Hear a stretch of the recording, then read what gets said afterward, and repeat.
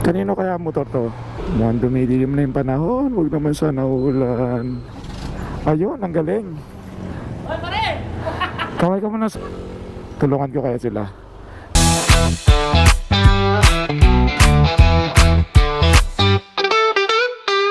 Hello guys. Hello mga kasingle. Good morning sa inyo. Drudge Motovlog po. Ang inyong lingkod. May batang makulit. Asus, nasama ka na sa vlog ko.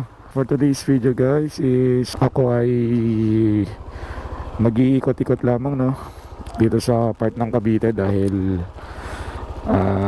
meron akong asikasuhin. Then inaaral ko pa kasi yung tamang settings na itong GoPro Hero 4 kasi sa tuwing upload ko kasi ng video natin masyadong foggy, kumbaga parang maulap na ewan. So dito muna ako mag-start sa may Dasma, then pupunta naman ako ng Bayanan, Bacoor, Cavite. So dadaanan natin ulit yung school na kung saan ako nag high school. So ako pala guys is nakabalaklava, kaya parang medyo buo yung boses natin So dito pala sa aking sinet na settings para sa Hero 4 natin, kasi until now is hinuhuli ko pa yung tamang timpla. So gaya din ng ibang motovloggers o vlogger is kinakapa din nila yung mga settings, kung anong magandang kuha, magandang timpla ng kulay, hindi masyado madilim, sakto lang yung liwanag, yung mga ganong ba. So yun, ganun. Iba ang panahon ngayon masyadong maulap. Kagabi kasi ang lakas ng ulan, siguro mga alas 10 na yun, mag-11. Ang lakas talaga ng ulan, mabigat. So itong Hero 4 natin is, ang settings nito ay ayan, ilalagay ko sa screen. Ayan. So ang resolution natin is 1080 na naka super wide. And the rest naka auto. Low light natin naka off. Ang spot meter natin naka off. Tagging naka on lang yung Pro Tune. Naka 60 frame per seconds. Yung ISO limit niya is naka 3200, and yung kanyang white balance is naka 5500. So the rest naka auto tsaka naka medium lang. So tulad yan, kung maganda yung timpla na itong camera na to, ililista natin na ito ay isa sa magagandang settings kasi sa gabi na okay na yung settings natin sa gabi. Kaya nasabi ko na parang mas gusto ko pang mag motovlog sa gabi kasi nahuli ko na yung tamang settings. Although possible meron pa yung mga may improve na pwedeng isuggest ninyo ng ating mga subscriber. So pwede nyo i-comment nyo lang yung tamang settings dito sa ating Hero 4 kahit phase out na ito. So kahit lumang model na kahit pa paano nasa pag-i-edit na lang yan, at saka nasa mensahe kung ano yung magiging kwentuhan natin sa mga makaka-relate. So maraming salamat sa mga subscriber ko. Malapit na tayo mag 300 subscribers Stay lang kayo dyan mga kasingle. At alam ko kahit pa isa-isa yung dagdag ng ating subscriber o minsan wala pa, so okay lang. Kailangan natin sipagan yung pag-upload o paggawa ng mga videos na makaka-relate yung ating mga subscriber. Yung ating in-upload na regarding dun sa pagpapakain natin sa mga aso. So yun guys, nag-enjoy ako dahil napakadali lang naman na yung ganong gagawin natin na mag-share tayo ng babahagian natin sila ng ng kung ano yung makakaya natin. So nakita niyo naman sa video yung mga aso na tuwan-tuwa, lalo dun sa ano, sa isang establishment. Kasi kaya doon ako dumaan sa Snake Road kasi syempre madalas din ako mapadaan doon. Naalala ko sila. So parang kagaya lang din doon sa Daang Hari na may mga aso rin doon. Ang kaso nabigo tayong makita sila, no. So babalikan natin yun sila, tatimingan natin kung yung mga asong ano nasa kalsada lang. At sana yung iniwan natin na ano, yung pangatlong na bigyan natin ng pagkain, sana yung iniwan natin na pagkain at saka tubig, eh sana nakain nila, no. So sana hindi natapon. So malapit na tayo sa pupuntahan natin, no. May inasikaso lang ako. So dito lang din sa family friend namin. Dito kasi yung bahay niya sa may San Marino, no. May ibibigay lang tayong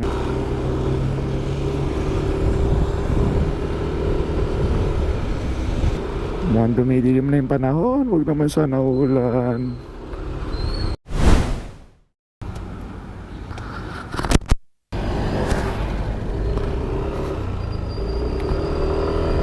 So blinking na yung gas natin, ah. Dito na tayo magpagas sa may Salawag Shell. So chill ride lang. Sama nung panahon, no. Ayun dito mga bata tulak. Sige po. Tutulak yung mga bata.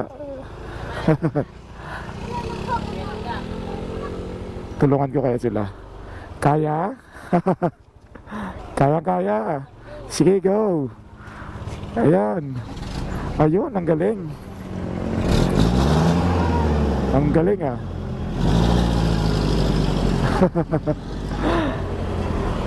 Ayan. Na-experience nila magtulak. Tulungan ko sana, eh, kasi lang ang dami naman na nila. So ang oras natin ay 11:54. Magtatanghali na.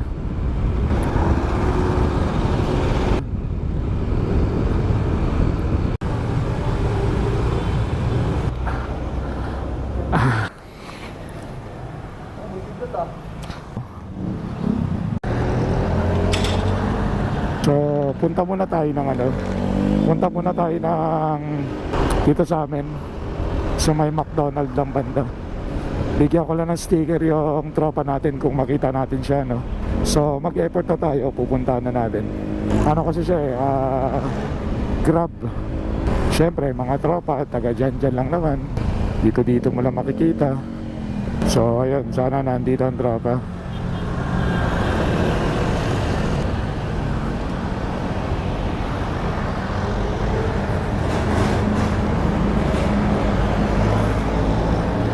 Kanino kaya motor to? So shoutout kay Larry Boy, kay Lucky Boy. So isa ito sa mga sasama sa atin sa rides, no. Kung possible nasa loob yan. Then bigyan na natin ng sticker ng tropa.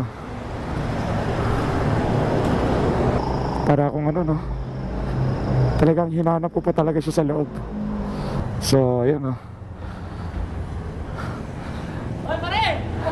Kaway ka muna sa ano mo. Hinahanap kita.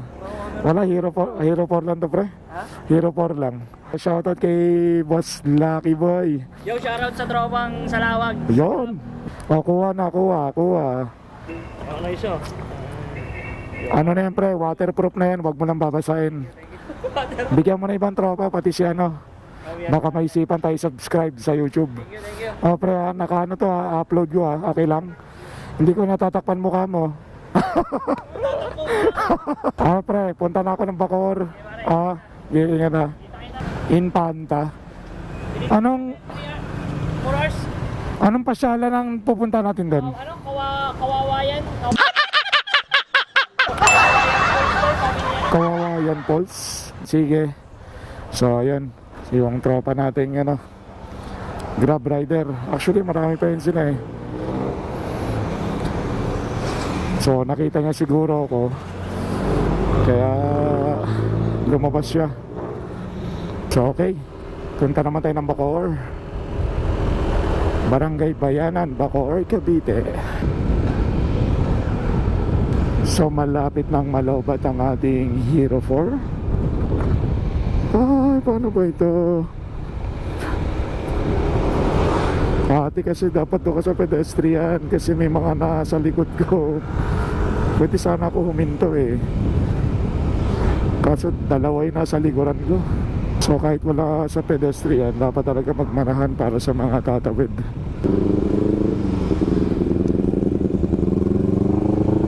So akyat tayo ng Skyway Este flyover.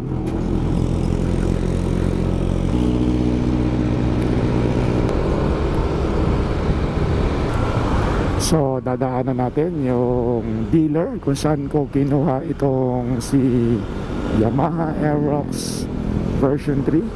So shoutout sa aking dealer. So ayan, dito po yan sa may Barangay Molino, no? So ayan, traffic. So ayan, nandito na tayo sa RFC. So sakop din ito ng ano, no, Molino. Actually kasi itong kalsada na ito, Molino Paliparan Road kasi ang tawag dito eh. So yung isang pupuntahan naman natin is pinasuyo lang ng company namin, no? So madadaanan na naman natin yung Burol kung saan ako nag high school. So yung mga classmate ko halos tiga rito lang din. Dito lang din sila sa malapit na uwi. Mukhang maaga tayo makakapagpa-change oil na ito kasi sa 1,500 na sinet ko is nasa 1,100 plus pa lang. So meron pang mga kulang-kulang 300. It's a Friday, magra-rides tayo.